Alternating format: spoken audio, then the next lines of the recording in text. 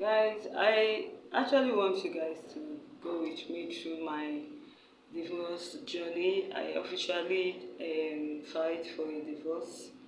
I've always been helping people through their relationship due to my own personal experience. I came out from an abusive marriage that was filled with so much torture, cruelty, and it wasn't easy for me to break out because it gets to a point where you now trauma bond with the person. It's called trauma bond. You can't really leave and all those things. But with a lot of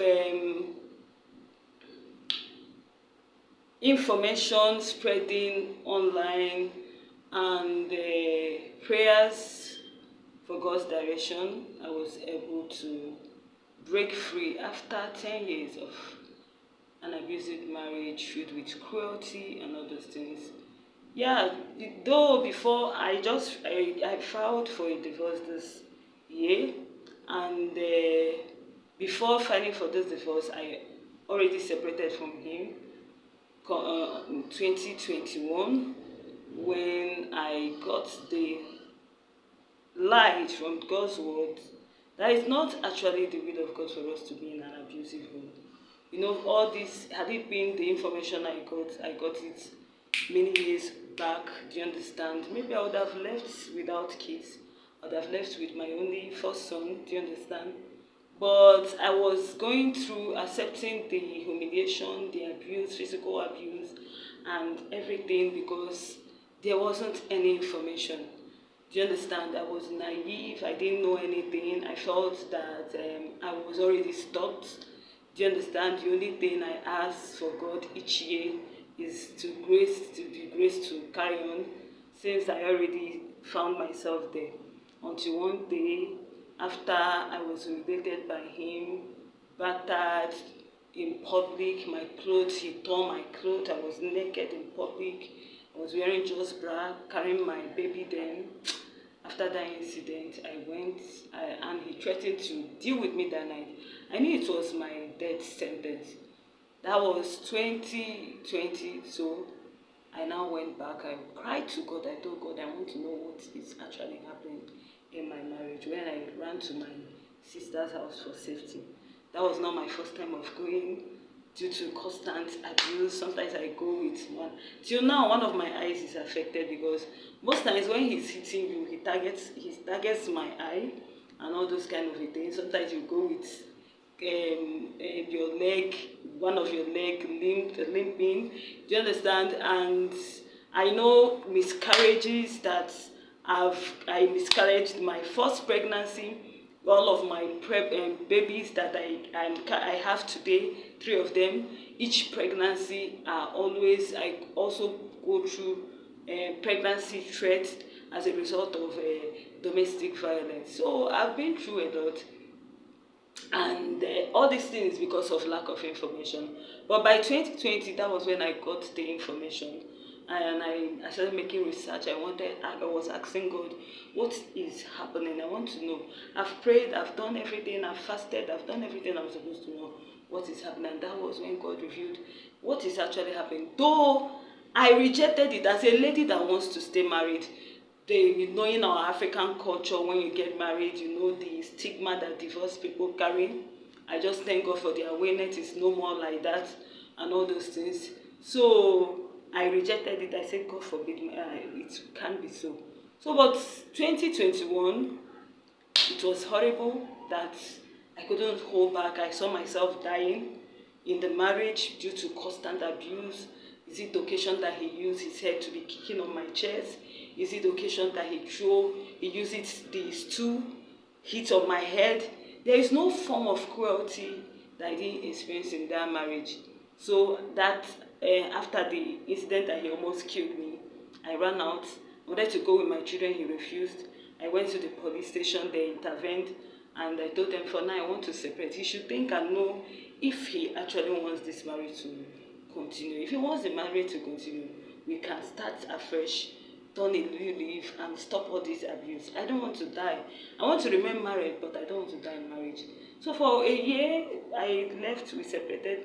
I was with my kids. The police intervened, gave me my kids, and I was in possession of my kids. Throughout that year, he abandoned those children. I was the one catering, paying for school fees, doing everything for those children. Their snacks, everything that a father should do for a child. I was doing the work of a mother. I was doing the work of the father until the court, he now filed officially for separation. And the court, I now told the lawyers, see, the court, this man have not been provided. That was when the court and his lawyer intervened. He started doing the little he had, because as of then he sold his father's property. But this is someone that worked. When I was even in the house, he worked, they pay him salary. Even before the salary pay comes, he has used his money, drank credits of all the salary that will be coming. So when the salary comes, he used the salary to pay up the drink, the drug. He abused drug, he abused substance. He used it to pay up the debt and all those things. I was doing. So finally the court's trying to intervene. I was telling them what I was going, but you know, this is their first time hearing it and all those things. Considering the children, every person will try to make sure that they marry to give opportunity, because we already have 3 kids in question. Do you understand? But I know that one of the reasons why I was now fighting to leave was, one, it was affecting my children mentally, psychologically, academically. There were another factor that I consider. That's why if you go through my video, you hear a lot of things. I talk about the effect of abuse on children. So finally, they reconciled us. He did as if he was remorseful that he would not do it. But I didn't know he had his plan together. He wanted to carry out revenge for reporting him to the police the first time, and the police took the baby and locked him up in a cell because of the abuse, because even the girl I was staying with, little girl that was helping me out, confirmed his abuse on me and the little girl and my kids. So the DPO in the police got angry and told my parents that they should not allow me to go back there. That going back there is my death sentence. That if I'm his sister, he will not allow me to go back there. You know, now since we are in court, my lawyer said, no problem, the court will protect you, all those things, and that, don't worry. If you keep on fighting, that the court will feel maybe you are the one at fault there, just go back. I went back. I didn't know his plan was to carry out revenge. This man almost killed me before I came out of the house. He was remembering how he was locked in the prison.